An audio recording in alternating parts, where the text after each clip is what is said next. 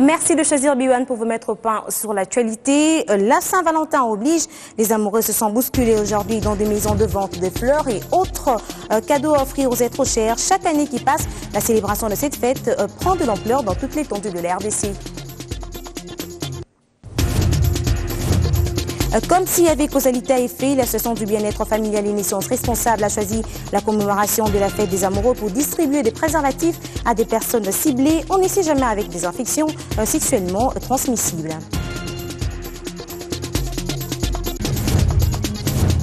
Au lendemain de la publication du calendrier électoral global, la Commission d'intégrité et de médiation électorale rend le silence en apportant ses appréciations, autant que la promulgation d'une nouvelle électorale par le chef de l'État, accélération du processus électoral.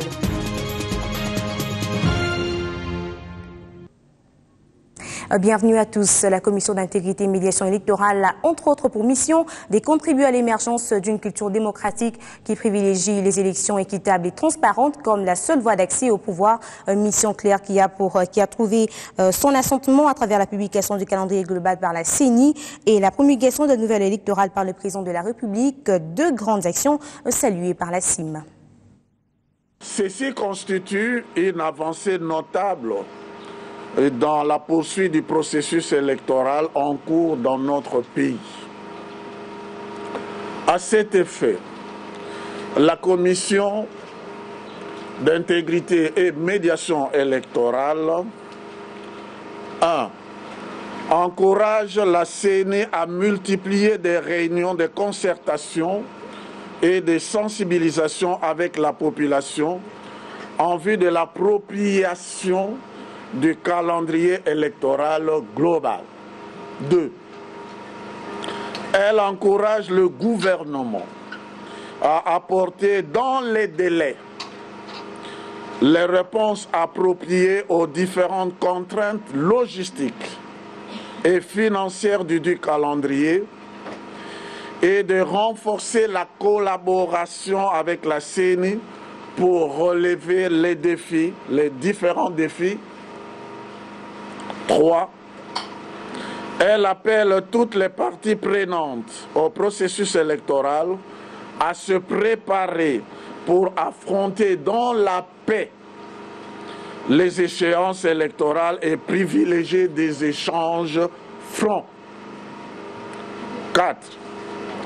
Elle appelle la communauté internationale à évaluer pour sa part son apport technique, logistique et financier afin de mieux accompagner les échéances électorales qui s'annoncent.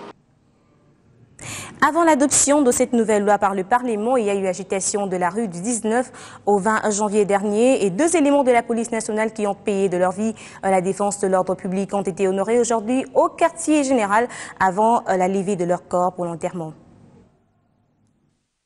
Après les incidents du 19 et 20 janvier dernier, la patrie a rendu hommage ce samedi aux deux policiers tués pendant l'exercice de leurs fonctions. La cérémonie d'honneur au quartier général de la police s'est déroulée en présence des autorités de la police et du pays. La bravoure des vaillants policiers dans la protection des institutions de la République était saluée à juste titre. Ces jours donc, la nation tout entière et la police nationale en particulier pleurent deux dignes fils. Il s'agit du brigadier chef Balato Lediko Alain et du brigadier Kalenga Kandaji Lajan qui nous ont quittés en victimes de l'intolérance des ambitions inciviques. Ont mérité de la République parce qu'ayant été fauchés en plein exercice de leurs fonctions, la nation leur sera reconnaissante. Ils sont morts en servant le pays. À titre posthume, le brigadier Balato Lediko est élevé au rang de brigadier en chef, tandis que le policier Kalinga est élevé au rang de brigadier. Nos vaillants policiers, qui tout au long de leur carrière ont bravé les intempéries et les événements les plus tenaces, parfois victimes de l'opprobre et de l'ignominie. Ces agents veillaient de jour comme de nuit pour garantir la sécurité des biens et des personnes. J'aimerais, au nom du gouvernement, rassurer la police que nous restons et nous resterons attentifs et confiants en son expertise Pour la rendre encore plus efficace, nous allons la doter de nouveaux équipements de gestion des foules pour faire échec à quiconque chercherait à abuser de la liberté de manifester en s'attaquant aux biens et aux personnes. Une oraison funèbre a été dite pour la circonstance sous le thème « Je n'ai pas peur de la mort des justes ». Avant la levée du corps, les officiels ainsi que les membres des deux familles ont déposé leurs gerbes de fleurs. Le ministre des Infrastructures et Travaux publics a conféré tôt ce matin avec deux élus de la province orientale au centre de cet entretien l'état de la route Magny-Siro qui a été longtemps sans entretenu. Il a également examiné le cas d'installation des sacs sur différentes rivières de cette contrée. Le DGA de l'Office de route qui a participé à cette réunion affirme d'ici la fin de ce mois, les travaux sur cette route vont être lancés. L'arrêt du financement des travaux de réouverture et d'entretien du tronçon de la route nationale numéro 25 allant de Nyanya à Isiro, dans un contexte où il pleut presque toute l'année, a fortement dégradé cette route. Deux élus du Haut-Ouélé en province orientale ont abordé cette question avec le ministre en charge des travaux publics ce samedi 14 février. Une option a été levée pour une reprise des travaux dans les tout prochains jours. Simon Bouloupi-Galapi, après l'échange avec Fridolin Lankaswechi. Cette partie de la République regorge d'énormes potentialités agricoles, minières, et les saluts du développement de cette province et des futures provinces de cette partie de la République reposent justement sur le désenclavement de leurs entités respectives. Nous avons parlé aussi des bacs sur certaines rivières, en l'occurrence la rivière à Bolé-Bolé, sur la rivière à Médje. Un plan intérimaire de déploiement des services de l'Office des routes a été mis en œuvre et auquel nous sommes associés en tant que mandataires de la population. Ici, les assurances de Flory Moutouti-Metila, directeur général adjoint de l'Office de route, au sujet de la reprise prochaine de ces travaux. En début de 2012, effectivement, ces taxes avaient été programmées dans le cadre des RRR, le programme de réhabilitation de la RDC par la voie routière, mais ce programme a été interrompu. Bon, depuis le mois de décembre, il y a un décaissement qui a été fait pour les axes qui ont été, dont les travaux ont été interrompus, et ces taxes en fait partie. Les dispositions pratiques devront l'être pour que les travaux démarrent autour de 25-26 de ce mois. Cette situation souligne la grande contrainte des routes en terre quant à leur maintien. Une seule année sans financement pour leur entretien et elles redeviennent impraticables.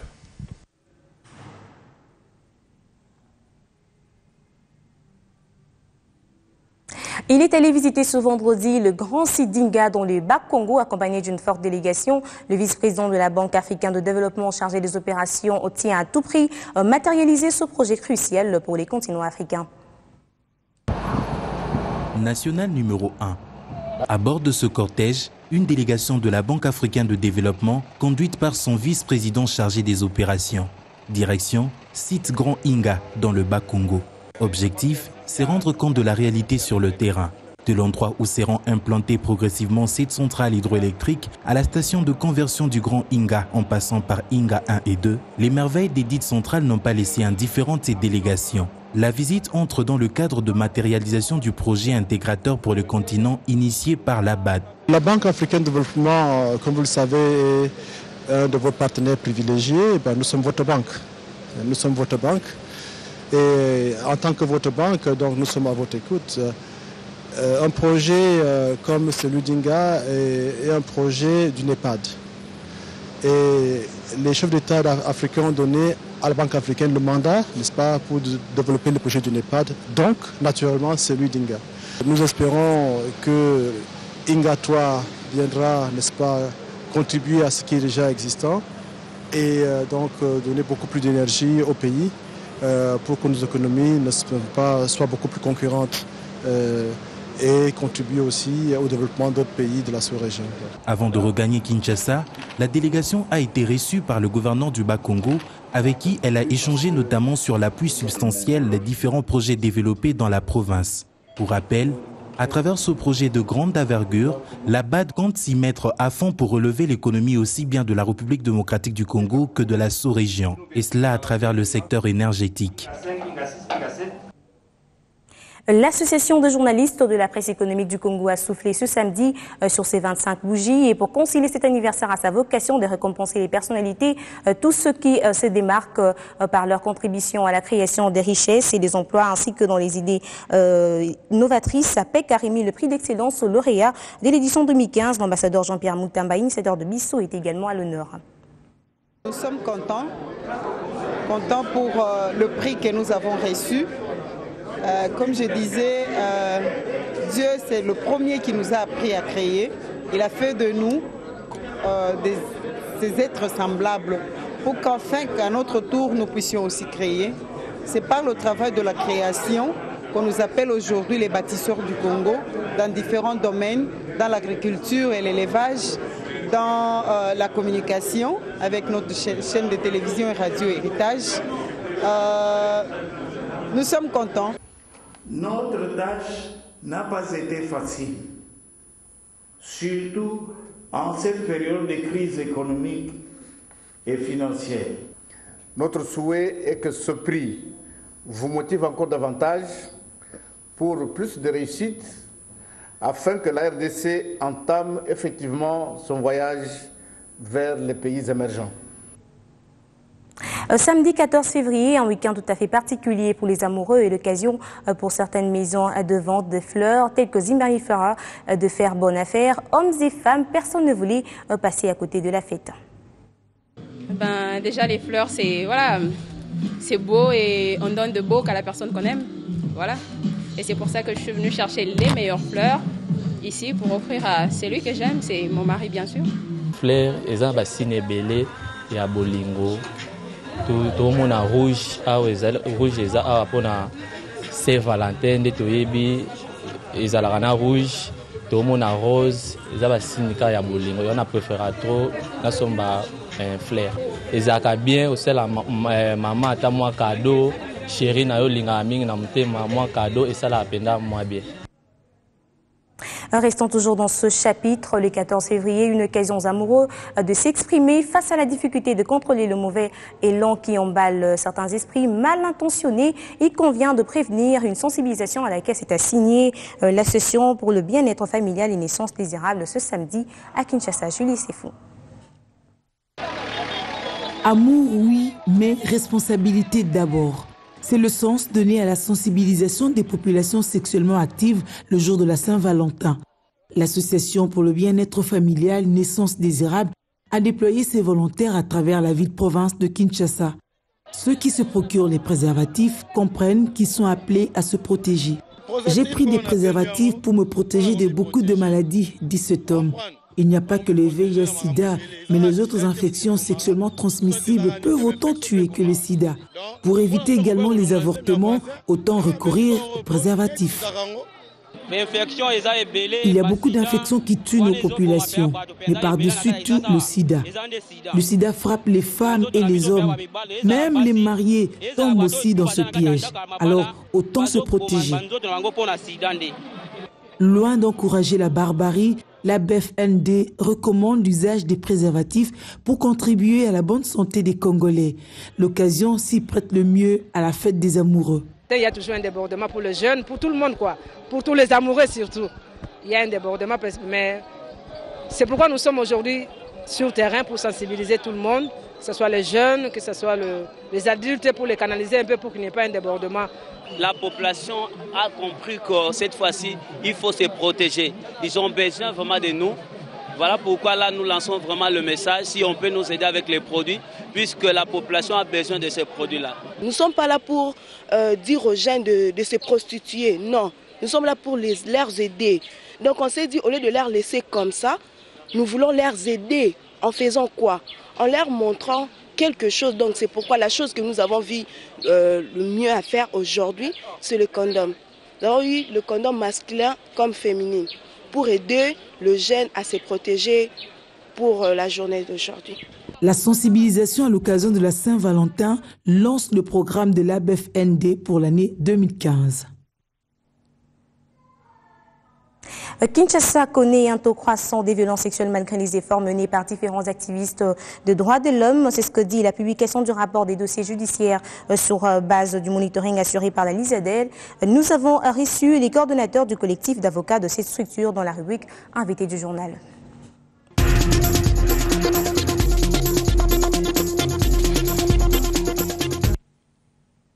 Alors, Maître Liévin Kibongula Loubidi, merci d'être avec nous sur ce plateau.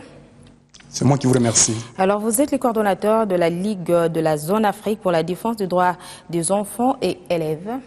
Effectivement, je suis l'un des avocats conseils et je suis le coordonnateur des collectifs des avocats de la LISADEL. Une question qui nous intéresse aujourd'hui, nous parlons de la lutte contre les violences sexuelles. Vous venez de publier votre rapport des dossiers judiciaires exercice 2011-2012. Qu'est-ce que nous pouvons retenir de cette publication? Merci beaucoup, madame la journaliste. Quant à notre dernière publication de monitoring en ce qui concerne les dossiers judiciaires sur les violences sexuelles à travers les 5 juridictions dont les enquêteurs de la LISADEL sont passés vérifier, nous avons trouvé que les 90%, sur les 100% des dossiers judiciaires qui arrivent devant les cours et tribunaux, 95% sont les dossiers de violences sexuelles. Donc, s'il y a 10 dossiers qui arrivent aujourd'hui devant les tribunaux de grande instance fixés, sur les 10 dossiers, vous trouverez 8 sont les dossiers qui ont trait avec les violences sexuelles. Alors, malheureusement, soit heureusement, je ne sais pas comment vous allez le comprendre, mais selon les enquêtes que nous avons menées, nous avons remarqué que la répression n'est pas proportionnelle avec je disais, la répression n'est pas proportionnelle à la faute commise. Les auteurs de violences sexuelles, la loi veut que toute personne qui est condamnée pour viol, lorsque le juge dira les faits infractionnels sont établis, cette personne devra être condamnée conformément à l'article 170 et 171 de la loi portant protection de l'enfant actuelle. Cette loi veut qu'une telle personne devra être condamnée de 7 à 20 ans, soit le double de cette peine. Ce qui n'est donc pas le cas alors? Ce n'est pas ce qui est le cas. Alors dites-nous, quel est le niveau de collaboration que vous avez avec le pouvoir judiciaire? Le niveau de collaboration que nous avons, nous sommes une ONG. Nous avons des partenaires avec lesquels nous travaillons. Chaque fois qu'il y a un cas de viol à travers la ville, nous avons des KGM installés à travers certaines communes de la ville. Une personne victime va directement voir nos agents qui sont dans les communes et il va se présenter comme victime. À partir de là, on va l'envoyer directement, on lui confie un avocat conseil et un psychologue pour l'assister judiciairement. Pas seulement assister, mais est-ce que déjà vous vérifiez la véracité des faits avant d'appuyer donc cette personne? Il ne suffit pas seulement d'écrire violence sexuelle, on en parle aujourd'hui, mais il faudra savoir est-ce que vous vérifiez l'affaire? Merci beaucoup, madame. Nous n'avons pas la mission de juger les gens. Lorsqu'une personne se dit victime de violences sexuelles, cette personne arrive chez nous, nous l'accompagnons.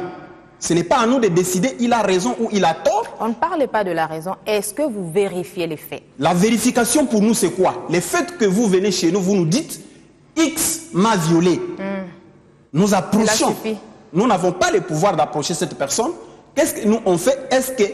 Qu'est-ce qui prouve? Nous vérifions. Après vérification, nous assistons cette personne judiciairement, c'est-à-dire nous l'accompagnons devant les cours et tribunaux pour qu'il rentre dans ses droits. Surtout que nous avons une mission de la protection de l'enfant, de la femme et de l'élève. Alors, dans cet objectif de la LISADEL, nous avons ce devoir d'aller vite aider ces gens, pas nous, mais c'est le juge qui finira par dire Y ou X a raison et Y ou X a tort. Est-ce que vous êtes fier de votre mission par rapport aux résultats? Nous sommes fiers par rapport au travail parce que nous sommes sur le terrain chaque jour. Mais nous ne sommes pas d'accord avec les résultats. Parce que les résultats aujourd'hui, ce n'est plus un secret. En République démocratique du Congo, d'ailleurs, je suis en train d'écrire sur la recrudescence des violences sexuelles en République démocratique du Congo. Vous trouverez que chaque fois et chaque jour, il y a des cas de violences sexuelles qui arrivent. C'est pourquoi nous disons que la répression n'est pas proportionnelle. Si la répression était proportionnelle, il y aurait diminution des violences sexuelles. Nous ne sommes pas contents parce qu'il y a augmentation, il y a une recrudescence. Comme il y a augmentation, c'est comme si la société ne comprenait pas au fait les efforts que vous déployez. La société comprend, mais notre objectif est plus avec les autorités judiciaires qui doivent sanctionner. Notre souci sur les monitoring dont nous avons publié, il y a 1239 dossiers qui étaient pendants devant les juridictions. Et la tranche d'âge? La tranche, nous occupons seulement des mineurs. Généralement, ce sont des mineurs. Okay. Et vous trouverez que sur les 130 là, il y a eu 80%. C'est-à-dire, plus de... C'était 1300, il n'y a que 1000 et quelques, 1117 je crois, dans les dossiers où les peines sont dérisoires. C'est-à-dire que les peines sont en deçà de ce que veut la loi. C'est-à-dire que les juges condamnent, si pas 8 mois, 6 mois, si pas 6 mois, 2 ans, tout au plus 5 ans. Mais les cas où on a condamné dans la rigueur, dans le respect de la loi, c'est généralement les 17%. Alors lorsque vous constatez cela, qu'est-ce que vous faites tout de suite? Nous n'avons pas un autre travail à faire. Nous avons cette mission de sensibiliser. Nous organisons des conférences à travers les juridictions. Devant les parquets, nous partons pour sensibiliser.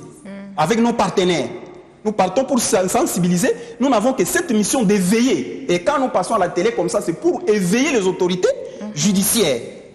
Pour qu'ils se mettent. Nous avons actuellement, c'est vrai que nous avons même une collaboration avec le bureau de madame la conseillère particulière chef de l'État en matière de violences sexuelles. Nous voulons chaque fois qu'il y a quelque chose qui ne va pas, nous nous approchons elle pour lui dire voici ce qui se passe. Voici ce qui se passe de façon qu'il appuie.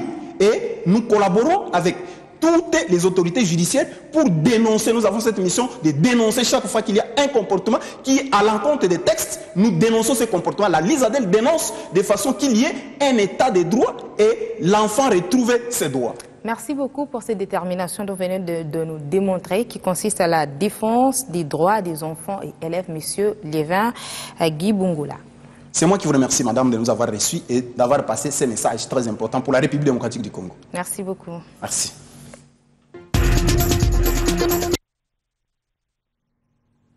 Parlons sport, le FCMK a réalisé bonne sortie à Brazzaville en allant battre le Diable Noir dans leurs installations sur les scores de 2-1 en Coupe de la CAF. Sangabalinde est tombé face à Recreativo en concédant les 3-1 en Ligue des champions de la CAF. Les matchs retours sont prévus dans 2 semaines à Kinshasa et à Mbuji-Mayi.